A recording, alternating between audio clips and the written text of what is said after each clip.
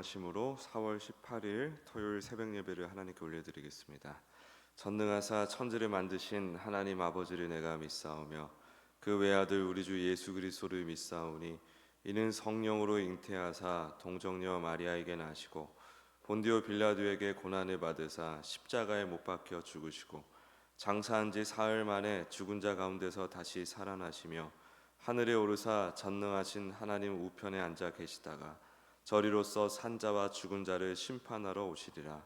성령을 믿사오며 거룩한 공회와 성도가 서로 교통하는 것과 죄를 사하여 주시는 것과 몸이 다시 사는 것과 영원히 사는 것을 믿사옵나이다. 아멘. 찬송가 338장 올려드리겠습니다. 338장.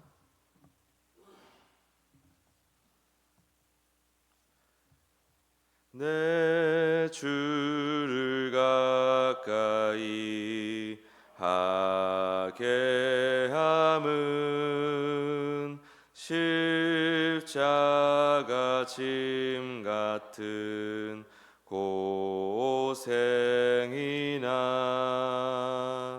내 일생 소원은 늘 찬송하면서 주께 더 나아가기 원합니다. 내 고생하는 것 옛 야곱이 돌베개 베고 잠 갔습니다. 꿈에도 소원이 늘 찬송하면서 주께 더 나아가기 원합니다. 천성에 가는 길 험하여도 생명길 되나니 은혜로다. 천사 날 부르니 늘 찬송하면서 주께 더 나아가기 원합니다. 야곱이 잠 깨어 일어난 후 돌단을 쌓은 것 본받아서 숨질 때 되도록 늘 찬송하면서 주께 더 나아가기 원합니다. 아멘. 이 시간 기도하실 때 돌아오는 주일 오후 예배 때 인해교회 이용효 원로 목사님 모시고 전도와 영적 전쟁 설교를 듣습니다. 이 시간 가운데 우리가 전도에 대한 큰 도전을 받을 수 있는 은혜의 시간 되게 해달라고 기도하기 원합니다. 또 오후 예배가 끝나고 젊은이부 사역을 위한 간담회가 있습니다. 당회와 또 젊은이부 리더들이 함께 모여서 성령님의 인도하심을 함께 구하면서 나눔을 갖습니다. 주님 역사해 달라고 하나님의 뜻 가운데 우리 교회 젊은이 사역을 이끌어 달라고 기도해 주시길 바랍니다.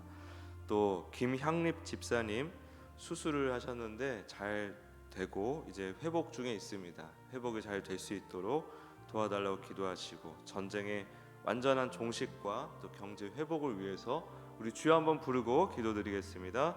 주여, 주여, 주여. 감사합니다. 주님 은혜를 주심을 감사합니다. 이 시간 기도하러 나온, 예배드리러 나온 모든 주의 자녀에게 주님의 말씀을 들려주시고 아버지 우리의 삶을 이끄시는 주님의 그 놀라운 섭리를 깊이 깨닫는 은혜를 허락하여 주시옵소서. 주님 모든 기도 제목 가운데 함께하여 주사 하나님의 은혜를 깊이 경험하게 도와주시옵소서. 깨닫게 도와주시옵소서. 해결해 주시는 하나님, 변화시켜 주시는 하나님, 또한 우리에게 도전할 수 있는 기회를 주시는 하나님, 아버지 주님의 그 한량한 은혜를 깊이 생각하는 은혜 시간 될 수 있도록 축복하여 주시옵소서. 축복하여 주시옵소서. 아버지 하나님 이 모든 과정 가운데 주님의 놀라운 은혜를 우리가 경험할 수 있도록 인도해 주심을 믿습니다. 주여 감사합니다. 주님 하나님 오늘도 주님의 말씀을 듣고 깨닫고 은혜 받게 하여 주시옵소서. 위안 얻고 힘을 얻고 지혜를 얻고 하나님을 잘 따라가고 또 예수님과 함께 손잡으며 오늘도 깊고 친밀한 관계로 나아갈 수 있도록 축복하여 주시옵소서. 감사드리며 예수님의 이름으로 기도드립니다. 아멘. 오늘 하나님 말씀은 창세기 33장 17절에서 20절까지의 말씀,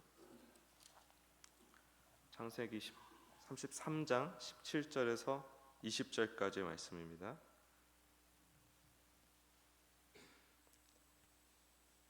네, 같이 읽겠습니다. 시작. 야곱은 숫곳에 이르러 자기를 위하여 집을 짓고 그의 가축을 위하여 우릿간에 지었으므로 그 땅 이름을 숫곳이라 부르더라. 야곱이 밧단 아람에서부터 평안히 가나안 땅 세겜 성읍에 이르러 그 성읍 앞에 장막을 치고 그가 장막을 친 밭을 세겜의 아버지 하몰의 아들들의 손에서 백크시타에 샀으며 거기에 제단을 쌓고 그 이름을 엘렐로헤 이스라엘이라 불렀더라. 아멘. 그리고 우리 한 절 더 읽겠습니다. 35장 1절 35장 1절 같이 읽겠습니다. 시작. 하나님이 야곱에게 이르시되 일어나 베델로 올라가서 거기 거주하며 네가 네 형 에서의 낯을 피하여 도망하던 때에 내게 나타났던 하나님께 거기서 제단을 쌓으라 하신지라. 아멘. 오늘 이 말씀을 가지고 여기까지 와야 했기에 라는 제목으로 말씀 증거하겠습니다. 인생의 큰 고비를 넘기고 나면 누구나 안도감을 느끼고 그 자리에서 또 쉬고 싶고 머물고 싶고 그런 마음을 가지게 되죠.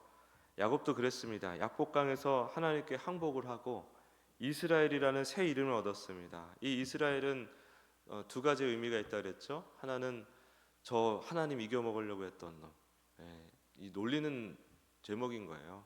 이름인 거예요. 이스라엘 이름이 마냥 영광스러운 이름이 아니라 굉장히 그 야곱의 죄를 드러내는 수치스러운 이름인 것입니다. 동시에 하나님만을 의지할 수밖에 없는 존재를 드러내는 이름이기도 하죠. 그렇게 이스라엘이라는 이름을 얻었습니다. 그리고 기적적으로 형 에서와 화해했어요. 하나님께로부터 이스라엘이라는 칭호를 받고 나서, 그러니까 그 은혜를 누리고 나서 살기 기세등등하게 이 야곱을 죽이려고 왔던 에서가 갑자기 마음이 변해가지고 야곱을 보니까 너무 불쌍하고 안아주고 싶고 막 그렇게 돼버리니까 에서랑도 화해를 하게 되었습니다. 이제 야곱 앞에는 약속의 땅이 펼쳐져 있었습니다. 사실 하나님은 야곱이 라반의 집을 떠날 때부터 목적지를 분명히 말씀하셨어요. 라반의 집을 떠날 때부터 나는 베델의 하나님이다. 네가 서원했던 그곳 베델로 가라 라고 말씀하셨습니다. 하지만 에서는 이제 큰 문제가 해결되고 마음이 좀 편안해지니까 야곱은 베델을 지척에 두고 지금 세겜이라는 곳에서 걸음을 멈춰버리는 것입니다. 성경을 보면 야곱이 세겜에서 단순히 하룻밤 쉬어간 것이 아니죠. 그곳에 집을 짓고 짐승을 위한 우릿간을 만들었으며 아예 그 땅을 샀습니다. 조금만 더 가면 하나님이 말씀하셨던 그 베델 땅이 나오는데 살기 좋고 풍요로운 또 세겜을 보고 이 정도면 충분하다라고 생각하면서 그냥 여기서 하나님 잘 섬기면 되지, 이런 식으로 판단을 했던 것 같아요. 그래서 적당한 타협의 마음이 고개를 드는 바람에 세겜에 정착을 하게 된 것입니다. 하나님을 완전히 부인한 것은 아니죠. 하나님을 방금 경험했기 때문에 굉장히 기뻐하고 좋아했어요. 예, 거기에 제단도 쌓고 또 이스라엘의 하나님이시다 하고 고백도 하고, 근데 그 마음이 하나님의 그 명령 베델로 가라는 그 말씀보다 세상의 안락함이 주는 가치관에 사로잡혀 있었던 것입니다. 목적지를 당연히 알고 있었겠죠. 예, 말씀하신 지가 얼마 안 됐으니까. 실제로는 움직이지 않는 영적인 침체 상태에 빠진 것입니다. 그렇게 세겜에 안주하고 있을 때 야곱의 가정이 감당하기 힘든 참혹한 비극을 겪게 되죠. 딸 디나가 끔찍한 폭력의 피해자가 되고 이에 분노한 아들들이 잔인한 살육을 저지르는 사건이 벌어진 것입니다. 우리는 여기서 이 비극을 하나님이 조작하신 재앙이라던가 야곱을 가르치기 위해서 하나님이 던지신 수단으로 마냥 해석해서는 안 됩니다. 하나님은 그렇게 비정하신 분이 아니에요. 성경에서 나오는 모든 죄와 악에 관련한 것은 우리 인간이 스스로 하나님 노릇하느라고 생산해낸 것들입니다. 하나님을 오해해서는 안 되겠죠. 이 사건은 하나님의 은혜와 보호를 떠나서 오직 욕망과 힘의 논리를 지배하는, 힘의 논리를 추구하는 이 세상 속에 놓여진, 세상을 추구하는 그 인생이 얼마나 잔혹한 현실 속에 놓여지는지를 보여주는 거예요. 인간이 얼마나 위태롭고 무력한 존재인가. 나름대로 자신의 삶을 구축하기 위해서 스스로 하나님 노릇하기 위해서 애를 쓰고 노력하지만 이 힘의 논리를 추종하는 곳에서는, 이 세상에서는 인간은 늘 위태롭고 무력한 존재예요. 이 디나가 겪고 또 아들들이 막 분노해서 사람 죽이고 그로 인해서 끔찍한 정신적 고통을 당하는 일, 비단 야곱만의 일이 아닙니다. 우리도 갑자기 느닷없이 그런 일을 겪을 수가 있는 거예요. 이 세상이 원래 그런 곳입니다. 예를 들면은 레바논 사람들을 한번 생각해 보십시오. 전쟁 중에 자고 있다가 갑자기 미사일 날아들고 갑자기 전쟁 벌어지고 난리가 나지 않았습니까? 그걸 누가 예측이나 할 수 있나요? 극소수의 사람들 빼고는 그런 걸 전혀 알 수가 없는 것이죠. 우리 인생은 그런 식으로 내가 직접 관여하지 않았어도 크고 작은 그 죄인들이 심어놓은 어떤 원인들로 인해서 나에게도 피해가 끼칠 수 있는 세상이에요. 그 가운데서 우리는 무력할 수밖에 없는 것입니다. 그것을 우리가 받아들여야죠. 우리가 얼마나 무력한가 받아들여야 합니다. 야곱이 세겜의 풍요만 보고 그곳에 안주하려 했지만 사실 그곳은 언제든 비극이 터져나올 수 있는 이 세상을 상징하는 굉장히 불안한 곳이었다는 것입니다. 놀라운 사실은 야곱이 스스로 자초한 그 죄의 구렁텅이 속에서 하나님이 그를 내버려 두지 않으셨다는 거예요. 사방이 적으로 둘러싸여서 꼼짝없이 말라 죽게 된 그 절망의 순간에 하나님이 야곱에게 다시 찾아오시는 것입니다. 일어나 베델로 가라. 그게 35장 1절의 말씀인 거예요. 일어나 베델로 가라. 이 음성은 단순히 장소를 옮기라는 명령이 아니라 이 죄 가운데서 또 죄에 물들어진 이 세상 가운데서 지금 무너져 버린 야곱을 다시 일으켜 세우시는 하나님의 의지예요. 의지. 야곱이 겪은 지난 인생의 고난들은 하나님이 주신 형벌이 아니죠. 세상을 의지하려 할 때마다 그 죄인의 한계를 마주칠 때마다 하나님께서 계속 찾아오셔서 야곱이 원래의 하나님의 자녀로서 살아갈 수 있도록 계속 방향을 제시하시고 도와주시고, 심지어 환도뼈를 치시면서까지 야곱의 스스로 하나님 노릇하는 그 죄를 멈추게 하시고 오직 하나님만 의지하는 존재로 빚어내셨어요. 우리 눈에 좋아 보이는 것이 늘 우리에게 좋은 것이 아닙니다. 하나님께서 우리에게 좋다고 한 것만이 우리에게 좋은 것인데, 그것이 심지어 우리가 환도뼈를 얻어맞는 한이 있더라도 완전히 예수님 앞에 무릎 꿇려지는 그것이 우리에게 진정한 복이 된다는 사실을 우리는 잊지 말아야 되는 것입니다. 하나님이 지금 찾아오셔가지고 하나님만 의지하는, 너 이스라엘, 내가 너 하나님만 의지하라고 이렇게 삶을 인도하고 있지 않니? 베델로 가라. 내가 너한테 얘기했던 그 베델까지 가라. 그것이 너에게 살 길이다. 그것이 너의 무너진 심령을 일으켜 세우고 너의 그 모든 비극적인 상황을 해결할 수 있는 유일한 길이라는 거예요. 그래서 베델로 가라. 그럼에도 불구하고 우리를 불러주시는 놀라운 은혜를 베풀어 주신 것입니다. 우리가 오늘 이 자리에 있는 것도 하나님의 신실하심 덕분이에요. 하나님께서 우리를 포기하지 않으시고 늘 어리석고 생각이 좁잖아요. 우리는 늘 생각하는 게 눈앞에 펼쳐진 것들, 또 힘든 것들, 그거는 뭐 옳고 그름을 따질 수 있는 문제가 아니고 우리가 벗어날 수 없는 한계예요. 늘 우리는 시급한 일들이 있어요. 다 우리 자신에 관련한 것, 우리 가족과 관련한 것, 그거 다 사실 욕망에 또 관련한 것들입니다. 진정 하나님 나라와 의를 구하면서 나아간다는 것을 잘 이해하지도 못하고 구하기도 어려워요. 그런데도 하나님은 끊임없이 이렇게 어떤 계기를 주셔서 우리로 하여금 하나님의 시선으로 우리 자신을 바라보고 세상을 바라볼 수 있도록 도와주신다는 것입니다. 무엇보다도 우리는 믿음의 눈으로 예수 그리스도를 보는 존재 아닙니까? 예수님을 보면 하나님의 진심이 보이는 거예요. 예수님의 십자가를 생각해 보십시오. 하나님이 사람을 위해서 사람이 되었다? 우리 인간이 개미가 되는 것보다 더 큰 간극의 놀라운 사건인 것입니다. 하나님께서 그렇게까지 해서 우리를 구원하시고자 했던 그 사랑의 진심이 너무나 여과 없이 드러났던 그 십자가 사건을 생각해 보십시오. 우리가 주님을 바라보지 않을 이유가 없는 것이죠. 계속해서 하나님은 그 일을 상기시키는 것입니다. 그 일을 상기시키는 거예요. 베델로 가라라고 하셨던 것처럼 십자가 지신 예수 그리스도를 바라보라. 부활하신 예수 그리스도를 바라보라. 그 예수님과 함께 죽고 함께 사는 인생을 살라. 그러고서 더 놀라운 거는 그걸 내가 해주겠다라고 말씀하시는 거예요. 우린 그게 또 안 되니까. 십자가 예수님을 바라보는 것도 어렵고 부활하신 예수님을 바라보는 것도 어려워요. 참 어떻게 보면 구제불능이에요. 욕심도 많고 자기 자신밖에 모르고 늘 연약하고 넘어지고 그러면서도 어리석은 생각을 할 수밖에 없고 거기서 벗어날 수도 없어요.